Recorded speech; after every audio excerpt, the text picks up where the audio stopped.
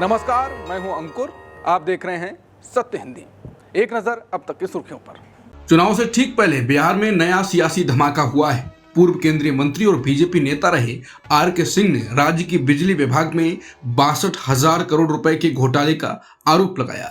R K. Singh ने कहा कि बिहार सरकार के कई अधिकारी इस महाघोटाले में शामिल हैं और उन्होंने सीबीआई जांच की मांग की। उन्होंने बताया ये घोटाला एक थर्मल पावर प्लांट से जुड़ा है जिसे बढ़ी हुई कीमत पर लगाने की मंजूरी दी गई। इस खुलासे के बाद बिहार की सियासत में तूफान आ गया है, क्योंकि आर.के. सिंह कभी खुद भी सरकार के मंत्री रहे हैं और अब चुनाव से ठीक पहले उनका यह बयान कई सवाल खड़े कर रहा है। कांग्रेस नेता जयराम रमेश ने आर.के. सिंह के बयान पर सरकार को घेरा है। उन्होंने कहा, ये हैं पूर्व केंद्रीय मंत्री जिन्होंने 2017 से 2024 तक देश के ऊर्जा मंत्रालय की जिम्मेदारी संभाली।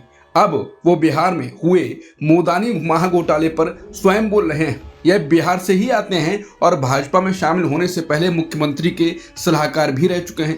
क्या और भी अंदर के लोग सच बोलने की हिम्मत दिखाएंगे? आर.के. सिंह के बयान पर कांग्रेस ने कहा कि बिहार में नीतीश मोदी की सरकार ने अडानी के साथ मिलकर 62,000 करोड़ का भ्रष्टाचार किया। इसकी सीबीआई जांच होनी चाहिए। ये बात बीजेपी के सीनियर लीडर और मोदी सरकार में बिजली मंत्री रहे आर.के. सिंह ने कही है। मोदी प्लस अडानी की साठगांठ और भ्रष्टाचार की पोल अब बीजेपी के नेता ही खोल रहे हैं। इस भ्रष्टाचार की जोड़ी ने देश को बहुत नुकसान पहुंचाया है, लेकिन अब सच सबके सामने है। आज बिहार के औरंगाबाद में राहुल गांधी ने कहा कि नीतीश कुमार 20 साल से सत्ता में है, लेकिन उनसे सरकार चल नहीं रही है। अब जनता नीतीश कुमार को हटाने की तैयारी कर रही है। उन्होंने कहा कि बिहार के लोग अलग अलग प्रदेशों में मेहनत मजदूरी करते हैं। बड़ी बड़ी इमारतें, सड़कें, टनल, फैक्ट्रियां, ये सभी बिहार के लोग बनाते हैं। आपको नीतीश कुमार ने देश का मजदूर बना दिया है। राजद नेता और महागठबंधन के मुख्यमंत्री उम्मीदवार तेजस्वी यादव ने दावा किया है कि इस बार बिहार में जनता महागठबंधन को जिता रही है। तेजस्वी ने कहा कि हम लोग जीत रहे हैं, बिहार की जनता जिता रही है। हम 18 नवंबर को शपथ लेंगे। तेजस्वी के बयान ने चुनावी माहौल को और गर्मा दिया है। महागठबंधन के नेताओं का कहना है कि बिहार बदलाव के मूड में है। पटना से चुनावी मौसम में तेजस्वी यादव का बड़ा ऐलान सामने आया। राजद नेता और महागठबंधन के मुख्यमंत्री उम्मीदवार तेजस्वी यादव ने कहा कि अगर उनकी सरकार बनी तो किसानों और महिलाओं के लिए कई नई योजनाएं शुरू की जाएंगी।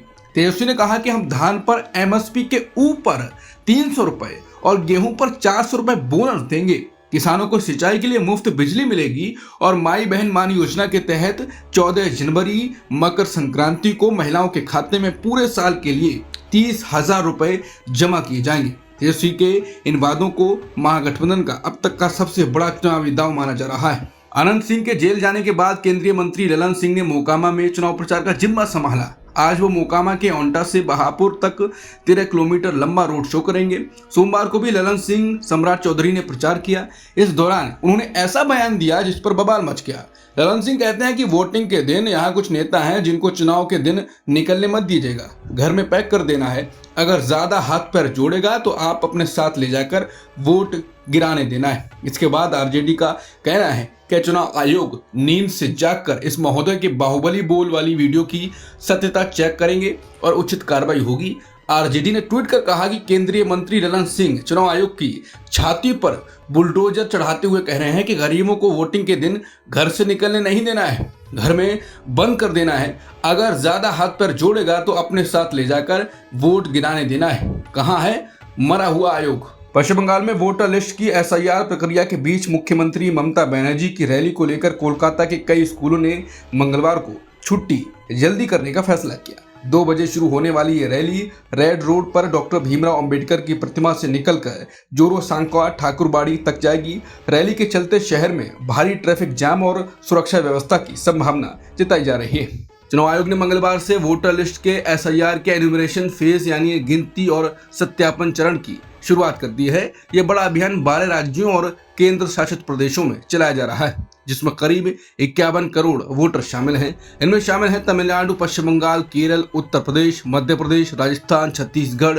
गोवा, गुजरात, पुडुचेरी, अंडमान निकोबार द्वीप समूह और लक्षद्वीप। इनमें से तमिलनाडु, केरल, पश्चिम बंगाल और पुडुचेरी में अगले साल यानी 2026 में विधानसभा चुनाव होने हैं। चुनाव आयोग की एक 3 सदस्यीय टीम पश्चिम बंगाल के 3 जिलों कूच बिहार, अलीपुरद्वार और जलपाईगुड़ी का दौरा करेगी। ये दौरा 5 से 8 नवंबर तक चलेगा। टीम के साथ पश्चिम बंगाल के मुख्य चुनाव अधिकारी मनोज अग्रवाल भी रहेंगे। ये टीम एसआईआर के काम की निगरानी करेगी और जमीनी स्तर पर चल रहे काम की समीक्षा करेगी। मंगलवार से बीएलओ यानी बूथ लेवल ऑफिसर घर घर जाकर मतदाता सूची अपडेट करने के लिए फॉर्म बांटेंगे। एक नई रिपोर्ट में खुलासा हुआ है कि भारत के सबसे अमीर 1% लोगों की संपत्ति साल 2000 से 2023 के बीच 62% तक बढ़ गई। ये रिपोर्ट दक्षिण अफ्रीका की G20 अध्यक्षता के तहत तैयार की गई है और इसे नोबेल पुरस्कार विजेता जोसेफ स्टिग्लिट्ज की अगुवाई में विशेषज्ञों की टीम ने तैयार की है। रिपोर्ट के मुताबिक दुनिया भर में असमानता आपातकालीन स्तर पर पहुंच गई है, जो लोकतंत्र, अर्थव्यवस्था और जलवायु के लिए खतरा बन सकती है। G20 की ग्लोबल इनइक्वालिटी कमेटी की रिपोर्ट बताती है कि साल 2000 से 2024 के बीच दुनिया के सबसे अमीर 1% लोगों ने कुल नई संपत्ति का 41% हिस्सा अपने पास किया, जबकि गरीब आधी आबादी को सिर्फ 1% ही मिला। तमिलनाडु की राजनीति में आज बड़ा फेरबदल हुआ। AIADMK के बागी विधायक PH मनोज पांडियन मंगलवार को मुख्यमंत्री MK स्टालिन की मौजूदगी में DMK में शामिल हो गए। उन्होंने ये शामिल होने की घोषणा DMK मुख्यालय अन्ना अरेवालयम में की। मनोज पांडियन ने कहा कि वो आज शाम तक विधायक पद से इस्तीफा भी दे देंगे। पांडियन ने कहा कि अब की AIADMK वो पार्टी नहीं रही जो MGR और जयललिता ने बनाई थी। उन्होंने आरोप लगाया कि पार्टी अब किसी दूसरे राजनीतिक आंदोलन के इशारे पर काम कर रही है और बीजेपी की शाखा बन चुकी है। उन्होंने कहा वो सिर्फ DMK ही द्रविड़ आंदोलन के सिद्धांतों और विचारधारा को जिंदा रखे हुए है। CM स्टालिन से मुलाकात पर पांडियन ने कहा, मुख्यमंत्री ने मुझे खुले दिल से स्वागत किया। भारत की पत्रकार और वॉशिंगटन पोस्ट की कॉलमनिस्ट राणा अयूब को फोन पर गंभीर धमकियां मिलने के बाद मामला गर्मा गया है। कमेटी टू प्रोटेक्ट जर्नलिस्ट ने भारतीय अधिकारियों से तुरंत कदम उठाने और राणा अयूब व उनके परिवार की सुरक्षा सुनिश्चित करने की अपील की है। CPJ के भारत प्रतिनिधि कुणाल मजूमदार ने कहा कि राणा अयूब और उनके पिता को किसी अनजान अंतर्राष्ट्रीय नंबर से धमकियां मिलना बेहद चिंताजनक है। अधिकारियों को जल्द से जल्द आरोपी की पहचान कर कार्रवाई करनी चाहिए ताकि भारत में पत्रकार बिना डर और धमकी के काम कर सकें। राणा अयूब ने बताया कि उन्हें 2 नवंबर को व्हाट्सएप पर 20 मिनट के अंदर कई वीडियो कॉल और मैसेज आए। कॉल करने वाले ने उनसे कहा कि वो 1984 के सिख दंगों पर एक कॉलम लिखें, वरना नतीजे भुगतने होंगे। शिकायत के मुताबिक कॉल करने वाले ने उनका घर का पता भी बताया और धमकी दी कि अगर उन्होंने वो कॉलम नहीं लिखा तो उनके घर पर हमला करवाया जाएगा और उनके पिता की हत्या कर दी जाएगी। राणा अयूब ने इसकी FIR नवी मुंबई के कोपर खैराने पुलिस स्टेशन में दर्ज कराई। भारत की बड़ी ऊर्जा कंपनी अडानी पावर ने सोमवार को बताया कि वो बांग्लादेश के साथ बिजली भुगतान विवाद को सुलझाने के लिए अंतर्राष्ट्रीय मध्यस्थता यानी इंटरनेशनल आर्बिट्रेशन की प्रक्रिया अपनाएगी। दरअसल अडानी पावर और बांग्लादेश पावर डेवलपमेंट बोर्ड के बीच 2017 में बिजली आपूर्ति समझौता हुआ था, लेकिन अब दोनों के बीच भुगतान और लागत गणना के तरीकों को लेकर मतभेद हो गए।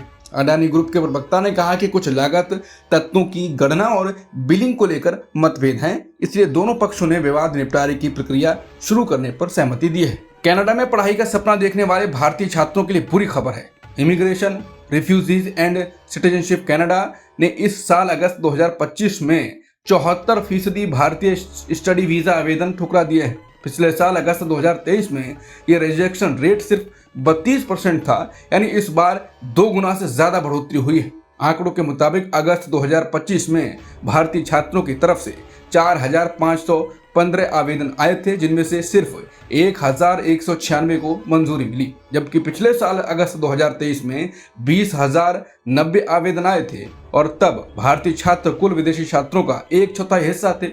वहीं सभी देशों के लिए औसतन रिजेक्शन रेट 40% रहा, जबकि चीन के छात्रों के लिए यह सिर्फ 24% था। यानी कनाडा ने भारतीय छात्रों की जांच पड़ताल ज्यादा सख्त कर दी है। कांग्रेस के वरिष्ठ नेता शशि थरूर ने कहा है कि वंशवाद यानी डायनेस्टी पॉलिटिक्स भारत के लोकतंत्र के लिए गंभीर खतरा है। उन्होंने कहा कि अब समय आ गया है कि जब भारत को वंशवाद छोड़कर योग्यता यानी मेरिटोक्रेसी को अपनाना चाहिए। थरूर ने एक अंतर्राष्ट्रीय मीडिया संगठन प्रोजेक्ट सिंडिकेट के लिए लिखे लेख में कहा कि अगर राजनीति में शक्ति वंश और परिवार से तय होती है, न कि योग्यता, मेहनत या जनता से जुड़ाव से, तो शासन की गुणवत्ता गिर जाती है। उन्होंने ये भी कहा कि सिर्फ नेहरू गांधी परिवार ही नहीं बल्कि लगभग हर पार्टी में वंशवाद फैला हुआ है। वहीं बीजेपी ने थरूर के बयान को लपक लिया। पार्टी प्रवक्ता शहजाद पूनावाला ने कहा कि थरूर ने भारत की नेपोटिज्म पॉलिटिक्स पर बहुत सटीक हमला किया है। ये राहुल गांधी और तेजस्वी यादव जैसे नेताओं पर सीधा वार है। थरूर का ये बयान उस समय आया है जब हाल ही में उनके भारत पाक रिश्तों पर दिए गए बयानों ने भी कांग्रेस में हलचल मचा दी थी और कई नेताओं ने उनकी मंशा पर सवाल उठाए थे। महिला वनडे वर्ल्ड कप जीतकर इतिहास रचने वाली भारतीय महिला क्रिकेट टीम का बुधवार शाम को नई दिल्ली में पीएम मोदी सम्मान करेंगे। हरमनप्रीत कौर की अगुवाई वाली ये टीम मंगलवार को दिल्ली पहुंची। टीम को पीएमओ की ओर से सोमवार देर रात निमंत्रण भेजा गया था। ये सम्मान समारोह ठीक वैसा ही होगा जैसा पुरुष टीम के लिए जुलाई 2024 में रखा गया था, जब रोहित शर्मा की कप्तानी में भारत ने T20 वर्ल्ड कप जीता था। उस समय पुरुष टीम ने प्रधानमंत्री से मुलाकात के बाद मुंबई में मरीन ड्राइव पर भव्य विजय जुलूस निकाला था। अब तक की खबरों में इतना ही। बाकी खबरों के लिए बने रहिए सत्यहिंदी.com के साथ। Copyright disclaimer under Section 107 of the Copyright Act 1976. Allowance is made for fair use for purposes such as criticism, comment, news reporting, scholarship, and research. Fair use is a use permitted by copyright statute that might otherwise be infringing.